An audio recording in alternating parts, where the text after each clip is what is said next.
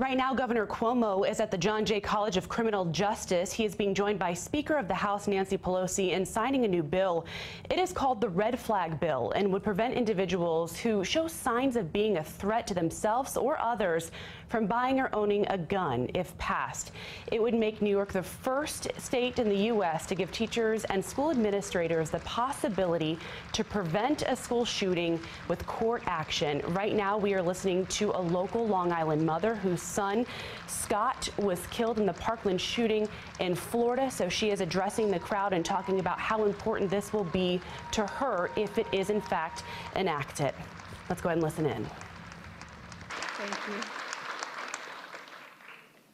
I can now look up and say to my son, Scott, no matter how senseless, no matter how unspeakable, no matter how incomprehensible, your murder is going to save lives.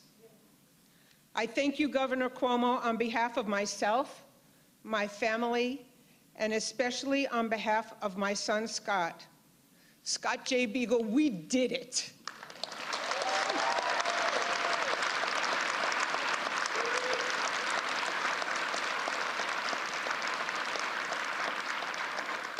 Now, please join me in welcoming Governor Andrew Cuomo and Speaker of the House, Nancy Pelosi. Thank you.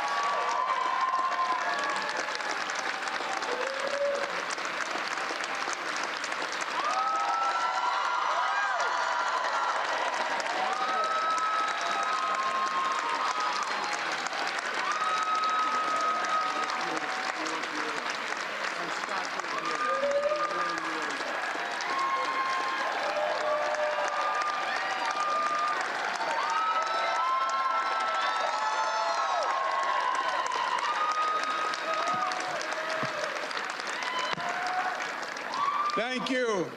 Thank you all. Let's give a big round of applause for John Jay for hosting us today.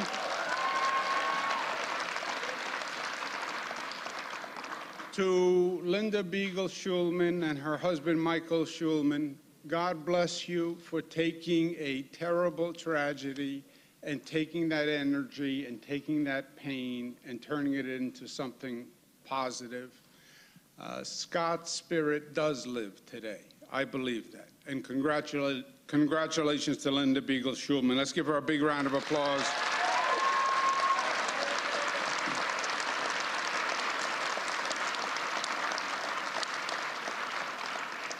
We also have with us today Mark Barden, who lost his son Daniel, 7 years old, at Sandy Hook.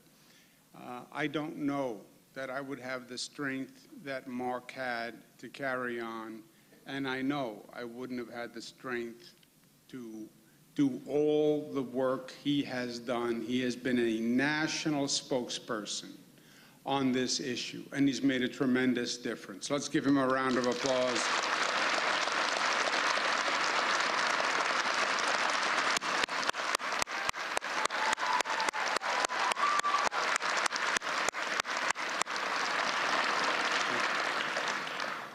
To all the survivors and the families, to the advocates, to the moms who demand action, you're getting it today.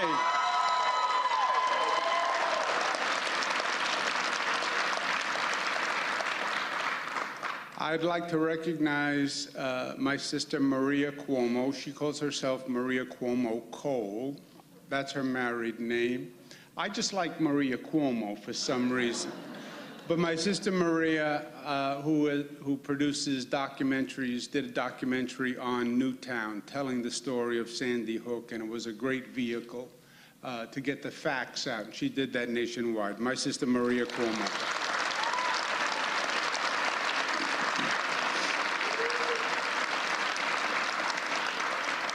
To all my colleagues in government who are here today, especially to Senator Kavanaugh and Assembly Member Simon, who carried the bill. I was just speaking with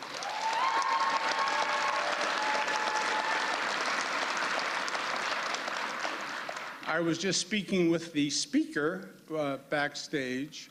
There is one situation when you're in the minority and you're passing a bill that really isn't going to pass, but you're passing it to make a point. It's a much different exercise when you're passing a bill and you're in the majority and it can actually pass. And Senator Kavanaugh and Assemblymember Simon were masterful in making government work, and I want to applaud them.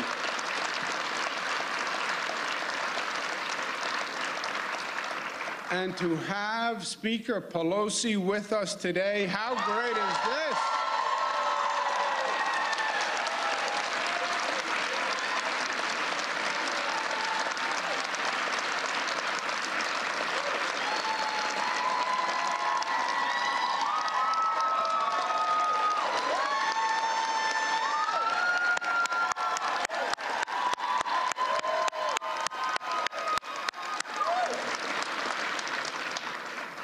Speaker Pelosi, you carry all our hopes and dreams. You have given us strength and hope in the middle of the darkness. Speaker Pelosi is a champion for democracy, not just Democrats. She is the champion for democracy in Washington.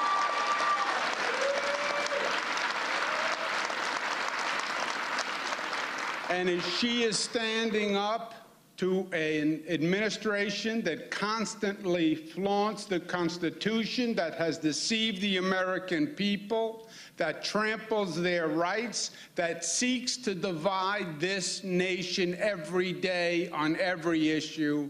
And Speaker Pelosi, God bless you for the job you do.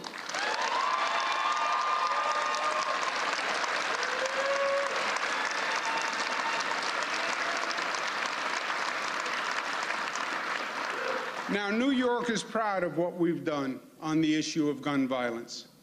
After Sandy Hook happened, which was next door in Connecticut, 26 people killed, young children killed in a school, New York stood up and said no more. The nation said, oh no, Sandy Hook was an exception. That was just a once in a lifetime, that will never happen again. And New York said that's not true. It's not an exception. And something has to be done. And we know it's a hard issue, and we know it's a difficult issue, and we know it's an emotional issue, but something has to be done because literally we are losing human life. And when they said in the nation, well, no, it'll never happen again, we said yes, and we're going to do something. And that was Mark Barden's quest. And that was our conviction as New Yorkers, and we passed the SAFE Act, and we were right. We were right. Sandy Hook was not the last. It was not an exception. In many ways, it was only the beginning of a terrible scourge that went across this nation, and it's only gotten worse, one after the other, one more violent than the other, one more nonsensical than the other. And we said, no more, let's use common sense, and we passed the SAFE Act. And the SAFE Act made sense. Yes, people have a right to a gun if they are legitimate hunters, legitimate sportsmen, but not a person who is mentally ill, not a person who has a criminal background. Why would you ever put a gun in their hand?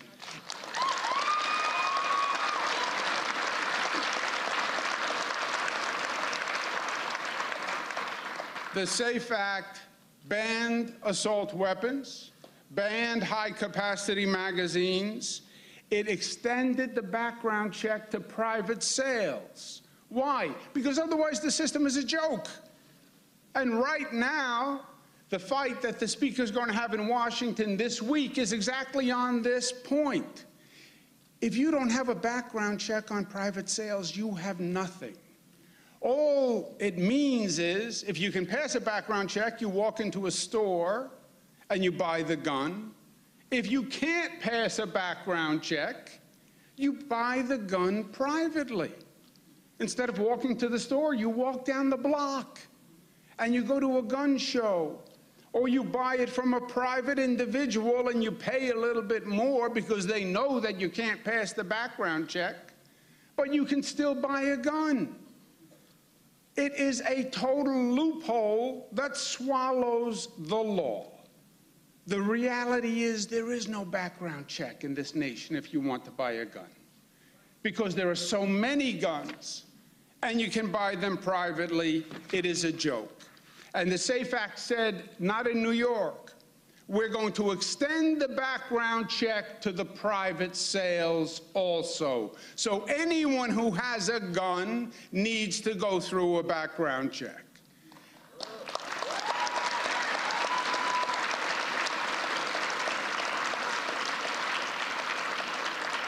And today, my friends, today New York is proud once again to pass a first in the nation, the red flag bill that empowers school teachers to do something when they believe something bad is going to happen. And we empower school teachers not by giving them guns, which is the president's idea. I mean, how ludicrous a concept. Arm the teacher, so when the bad person comes into the classroom, there can be a shootout in the classroom. I mean, it is really ludicrous and nonsensical. No, arm and empower the teacher with the law. So when they see there's a problem,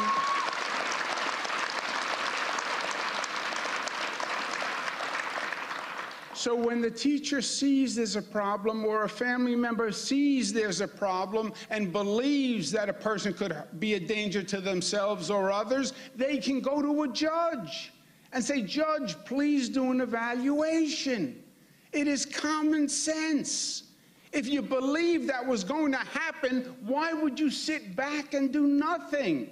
You protect the individual's rights because you go to a judge and there's a court-ordered evaluation.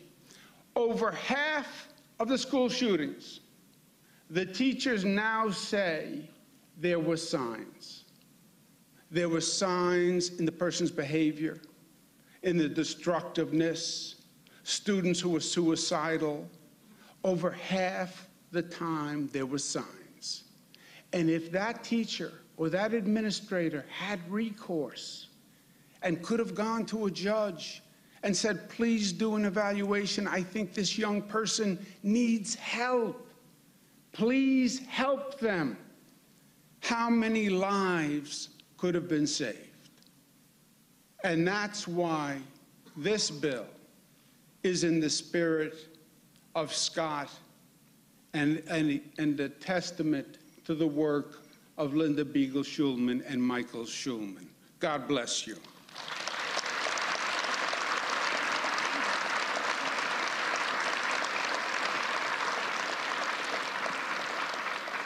And while New Yorkers are proud of what we've done, we are also a very realistic people. And we know that we can't solve this gun problem within the borders of this state, because guns come over borders, and the lines on the map are meaningless. This has to be done nationally. It has to be done federally. This is a uniquely United States problem.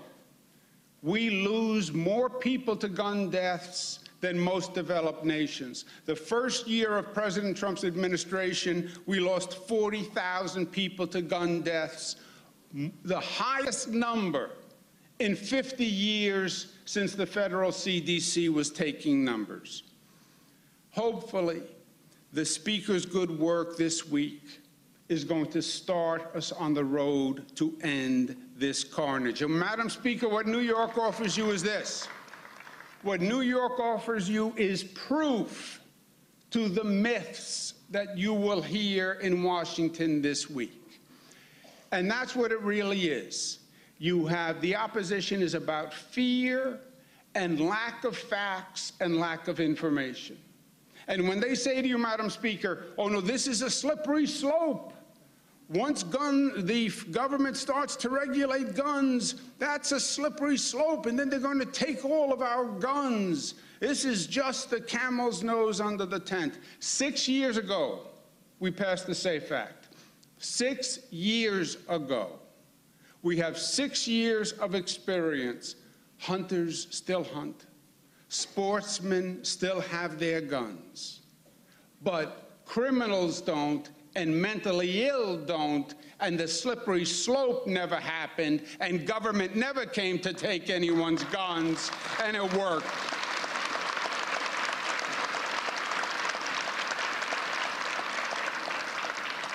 And after 6 years, Madam Speaker, today there are 130,000 people on a mental health database who could have bought a gun the day before the SAFE Act, but now can't buy a gun because they are not mentally stable enough to have a gun. 130,000 names.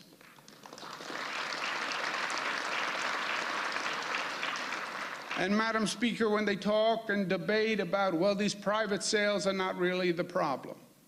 After the SAFE Act, private sales have to go through the NICS background check.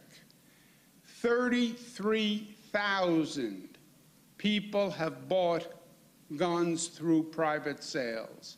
Of those 33,000, about 1,000 sales have been stopped because the person did not pass the background check. That's 1 out of every 33 gun sales. That is a bigger deal. And that's why this works, Madam Speaker, and the proof is on your side.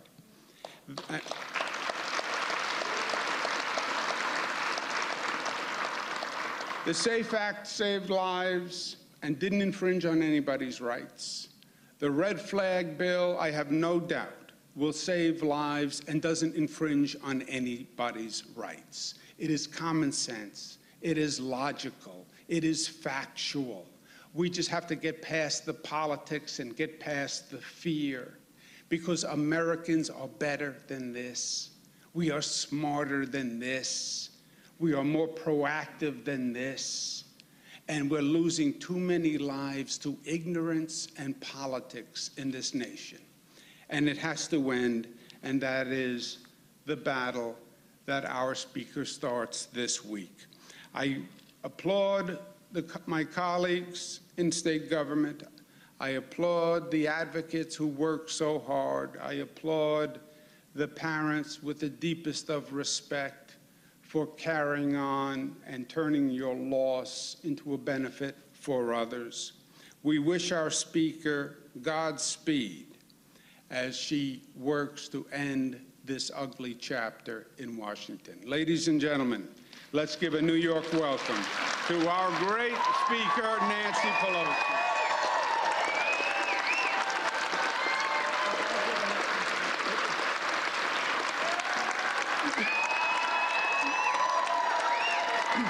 Good morning. Good morning, everyone.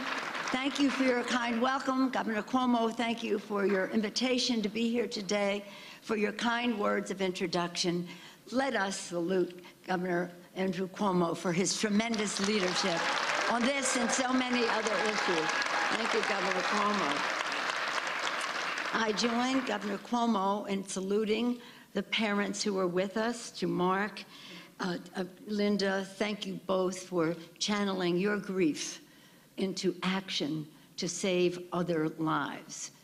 I've seen Mark around the country over the years. He has been a relentless champion. And Linda, to hear you say today is a day that you could celebrate.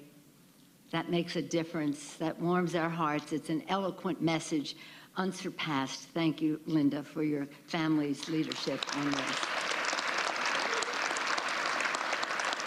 And I join the governor not only in saluting them, but to saluting Senator Kavanaugh, Assemblywoman Simon, and all of the state legislators who are here. Thank you for your courage in passing the legislation. I say to my colleagues in the Congress frequently, the survival of our children is much more important than your political survival. The governor indicated the courage that it takes to pass this legislation. So once again, let us salute Senator Kavanaugh, Assemblywoman Simon, and all of the state legislators who played such an important role in sending this legislation to the Senate. And Governor, thank you for being the leader and inspiration and the relentless, persistent advocate for this legislation. I was pleased and honored to join you when you signed the landmark legislation last May that prevented domestic abusers from obtaining firearms. The SAFE Act, domestic abuse.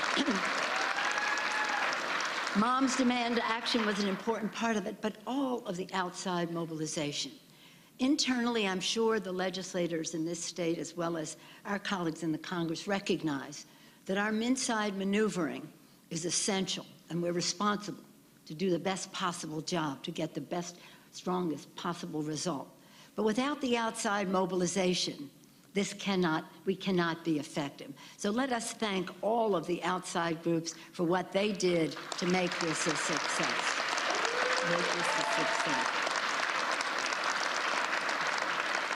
The governor mentioned some of the statistics involved, and was it George Bernard Shaw said the sign of a truly intelligent person is that they are acknowledged statistics, and the statistics tell the story, but the personal stories really change the minds, and the stories of the parents and the families and the school children who were there, March for Our Lives, all of that is changing, because this gun violence issue is a national health epidemic in our country.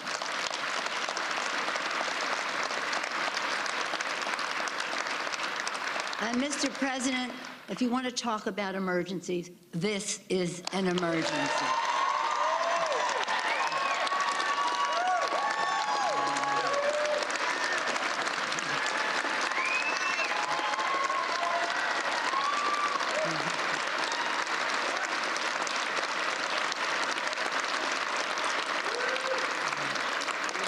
So I thank you, Governor, and I thank New York State for being such a leader on this issue. And my colleagues, I don't know if Nydia Velasquez is here with us. There's a lot of traffic getting over here, but she and all of the New York members have been so great on this issue, mostly all.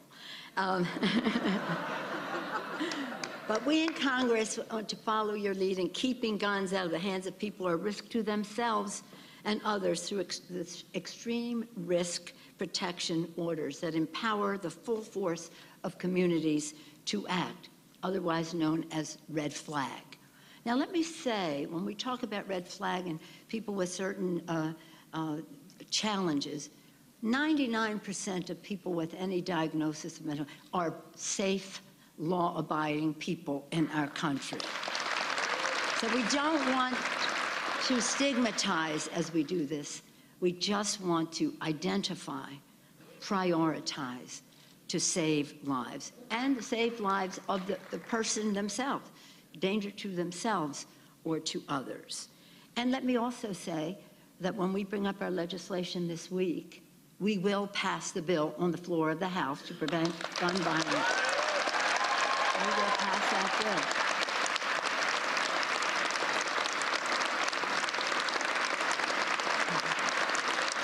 It's pretty exciting.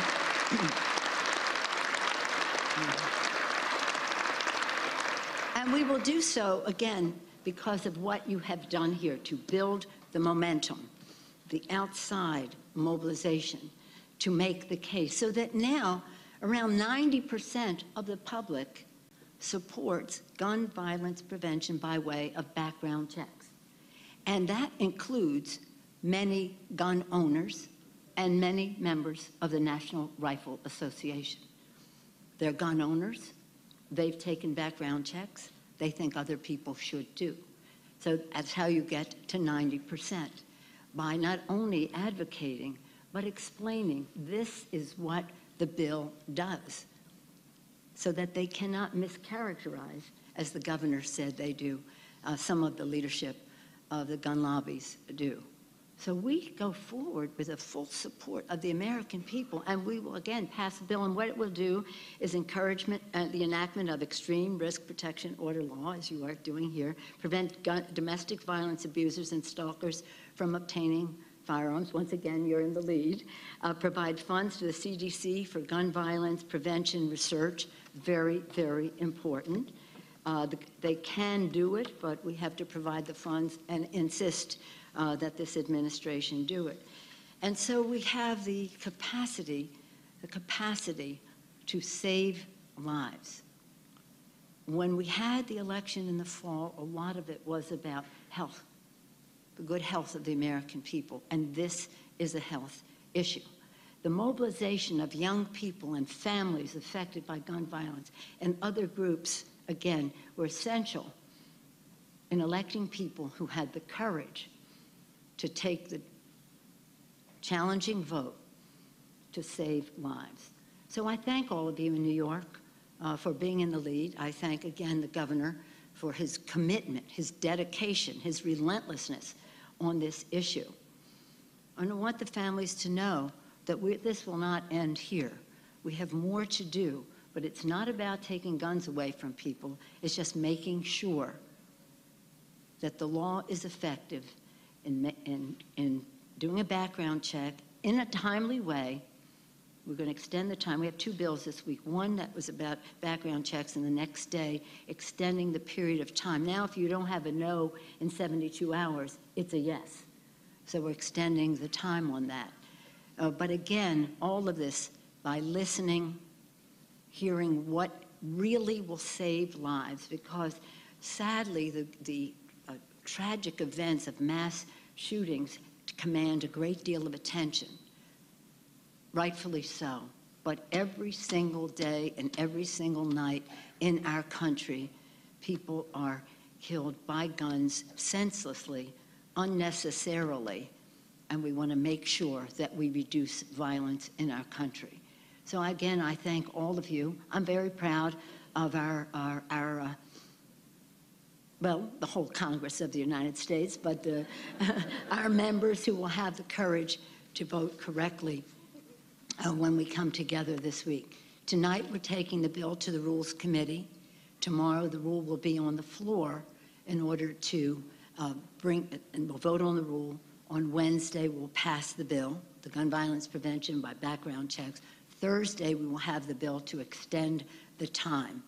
But starting the week here in New York, making this gun violence prevention week, really, not officially, but legislatively, it just sends a very, very, very strong message. So thank you for that. By the way, just incidentally, okay, you can applaud for that.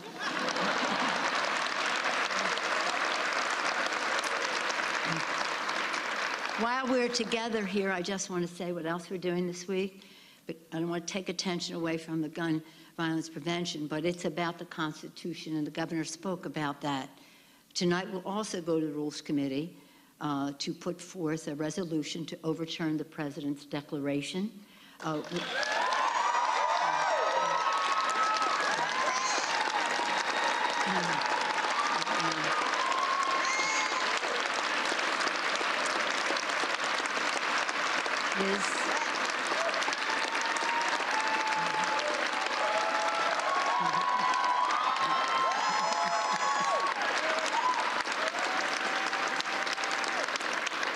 Congressman Joaquin Castro of Texas, the chair of the Congressional Hispanic Caucus from Texas, a border state, was taking the lead on this.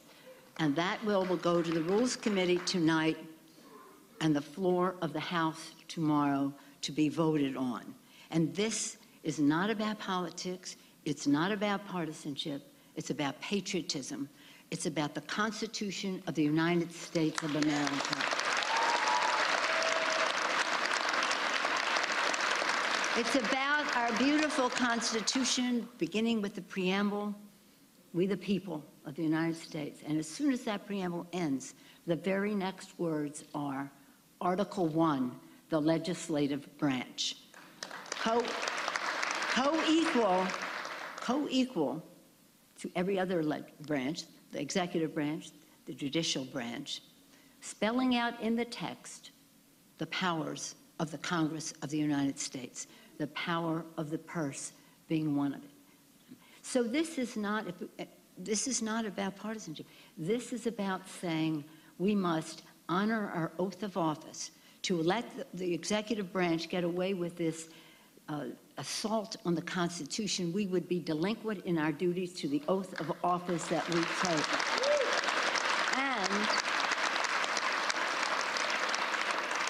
And defile the core, the heart of the Constitution, which is separation of powers, co-equal branches of government as a check and balance on each other. So this is going to be quite a week when we talk about what our Constitution really says, what it says about the separation of power, what it says about the rights of people to have gun ownership, but the rights also of us to have some say in the protection of the American people by advancing gun violence prevention. So all of you are super patriots who are doing this because you are upholding the Constitution of the United States. As you protect and defend that Constitution, you protect and defend the American people. Thank you all very much for doing it. And thank you, Governor Cuomo.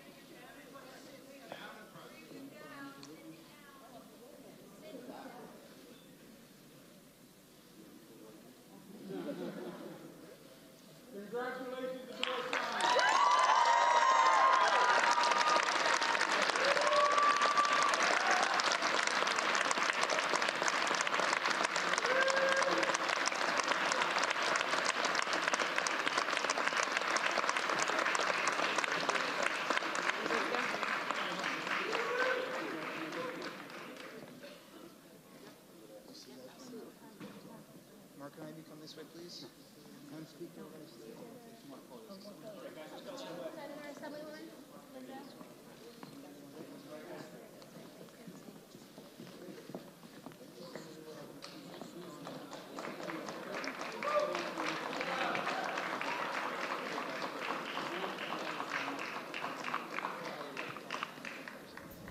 Well, we've been listening to Governor Cuomo and House Speaker Nancy Pelosi signing a bill called the Red Flag Bill.